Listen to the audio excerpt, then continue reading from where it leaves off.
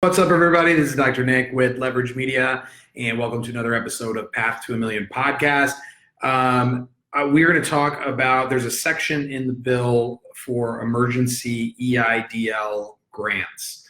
So the way that I didn't look into the disaster loan that much because I was anticipating this coming out, and so I haven't needed to really look at it yet. But the way that I understand the grants, and I'll read what it says here in a little bit, but the way that I understand the grants is if you applied for the disaster loan from January 31st up until now, when you apply for them, you can request I think it's up to $10,000 grant. And then with the EIDL loans, they actually use your credit score, and I think they're called alternative methods to determine if you're going to be able to pay or not. So people that have bankruptcies or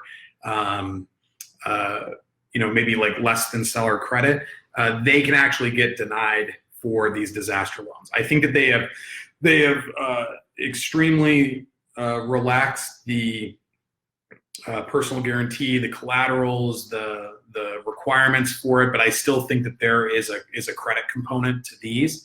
But these grants were, if you applied, you could get up to $10,000 given to you right away while they were still making a decision. And I think it's within 3 days of asking for it, they have to give it to you. And it says up to 10,000, so I don't know how they determine 0 to 10,000. But even if you don't end up getting the loan, you still get to keep the $10,000.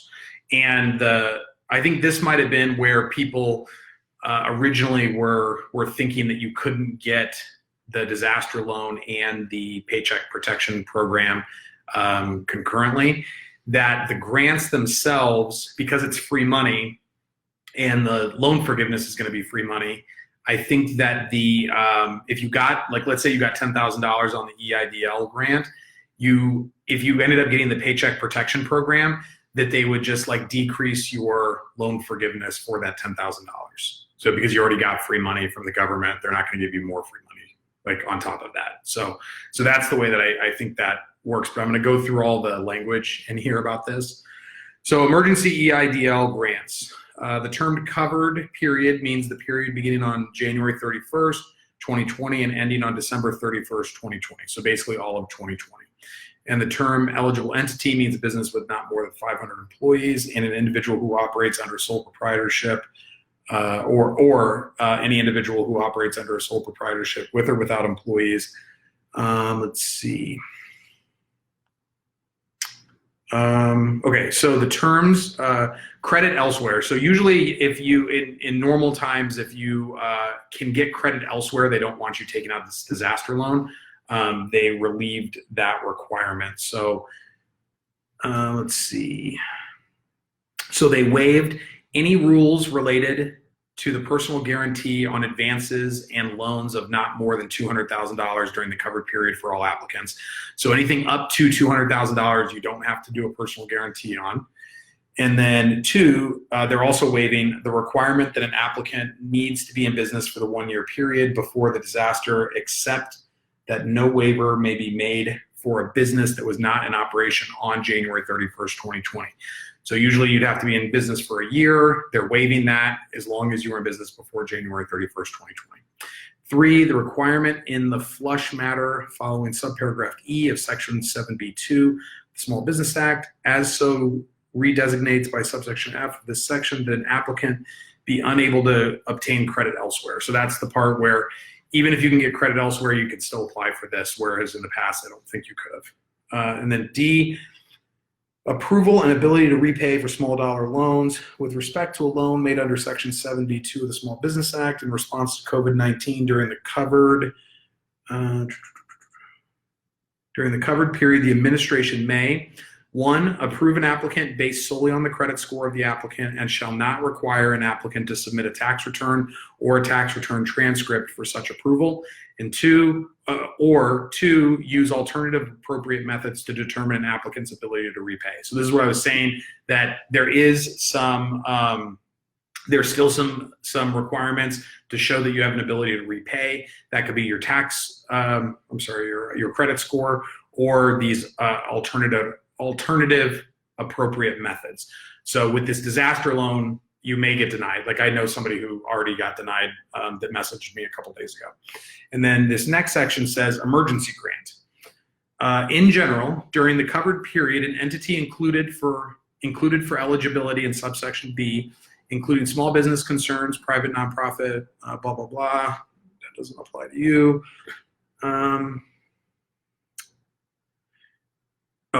They may request that the administrator, I think the administrator is the banker, provide an advance that is subject to paragraph 3 in the amount requested by such applicant to, this is where this stuff gets complicated.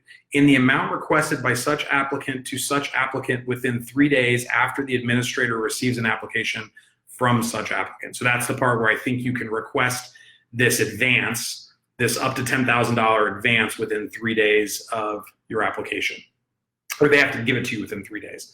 Verification. Before dispersing amounts under this subsection, the administrator shall verify that the applicant is an eligible entity by accepting a self-certification from the applicant under penalty of perjury pursuant to section 1746. So basically it's saying like the verification is like you have to say it under penalty of perjury, but they got to take it. All right, and then the amount of an advance provided under this subsection shall be not more than 10,000. So I would guess that they probably have the ability to decide between 0 and 10,000 because it doesn't just say 10,000, it says shall be not more than 10,000. So if you are only asking for a $5,000 loan, you could probably get a $5,000 advance. If you're asking for 100,000, the most you can get is 10,000. 4, use of funds. An advance provided under this subsection may be used to address any allowable purpose for a loan made under subsection 7B2. A, providing paid sick leave to employees unable to work due to the direct effect of the COVID-19. B, maintaining payroll to retain employees during business disruptions or substantial slowdowns. C, meeting increased costs to obtain materials unavailable from the applicant's original source due to interrupted supply chains. D, making rent or mortgage payments, and E, repaying obligations that cannot be met due to revenue losses. So that's an important part. All those other things, the maintaining payroll, the sick leave, the maybe not the meeting increased costs, but the making rent or mortgage payments, all those are going to be covered under the Paycheck Protection Program, but like that last one, repaying obligations that cannot be met due to revenue loss, and the meeting increased costs to obtain materials, those two things would probably be outside of what the PPP loans cover. So this is where I think you may be able to use the disaster loan if you get the disaster, we'll get that into this in a second. If you got the disaster loan grant, the up to $10,000, I still think that they're gonna take that, whatever they gave you, like say they gave you $7,500, but to make it easy, $7,500, they'll take that $7,500 out of your loan forgiveness amount when it comes time to get the loan forgiveness, because again, it's the government's giving you free money. They only want to give it to you once. And then repayment, an applicant shall not be required to repay any amounts of an advance provided under this subsection, even if subsequently denied a loan under section 7B2. So that's the part I was saying, is even if you get denied the loan, they can't require you to repay it. It basically just turns into a grant. And then number 6, unemployment grant. If an applicant that receives an advance under this subsection transfers into or is approved for the loan program under section 7A of the Small Business Act, which I think they're talking about the Paycheck Protection Program here, the advance amount shall be reduced from the loan forgiveness amount for a loan for payroll costs made under section 7A. So if you get the advance and then you do the Paycheck Protection Program, they're just going to reduce whatever they gave you the advance for out of the loan forgiveness amount. If you never do the Paycheck Protection Program, then you get to just like keep the grant money and you use it for whatever those sections that they told you to. All right, let's see. We talked about repayment. We talked about, that's just a duplicate.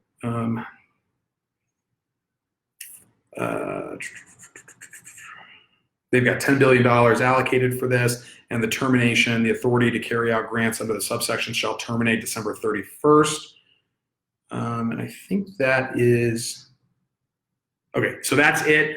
on that. So that's that disaster loan kind of uncertainness, that if you get the disaster loan, does that impact the PPP loans?